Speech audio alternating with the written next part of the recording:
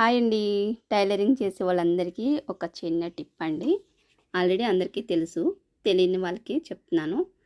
ఇలా కొన్నిసార్లు దారఫ్రీలు ఏంటంటే నలిగిపోతాయి కదండి. ఇగో ఇట్లా చిన్న పిల్లలు ఉన్న ఇంట్లో అయితే చిన్నపిల్లలు ఒక్కొక్కసారి కొరికేస్తూ ఉంటారు.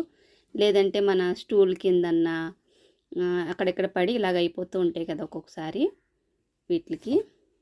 నార్మల్గా అయితే దీనికి పెడతాం కదా, ఇక్కడ పెట్టడానికి రాదనమాట. ఇంక ఇది హోల్లోకి వెళ్ళదు, ప్లస్ వచ్చేసి తిరగను కూడా తిరగదు అనమాట. మనం బలవంతాన్ని పెట్టినా కానీ తిరగదు. నార్మల్గా అయితే మనం ఇలా పెట్టేసుకొని యాజ్ ఇట్ ఈస్గా దారాన్ని ఎక్కిచ్చేస్తూ ఉంటాం కదా, ఇట్లా తీసుకొచ్చి దీనికైతే ఎక్కిచ్చేస్తాం. కానీ ఇక్కడ మనకి దీనికి లేదు కాబట్టి కిందకు వదిలేసేయండి. ఇలా వదిలేసి ఇంకా యాజ్ ఇట్ ఈస్గా మనం ఈ హోల్లోంచి ఇలా పెట్టేసుకుంటాం కదా, పెట్టేసుకొని ఇది ఇక్కడే ఉంటుంది. మనం ఇట్లానే వదిలేసి కుట్టేయచ్చు.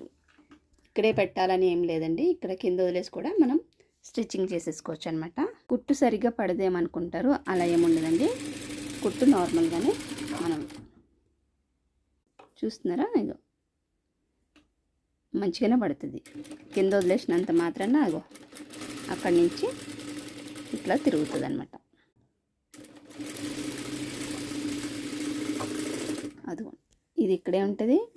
మన పని మనం చేసుకోవచ్చు అనమాట, ఇలా కుట్టేసుకోవచ్చు. చూసారు కదా ఫ్రెండ్స్, ఈ చిన్న టిప్ మీకు నచ్చితే లైక్ చేయడం మర్చిపోద్దు. Thanks for watching. Bye bye.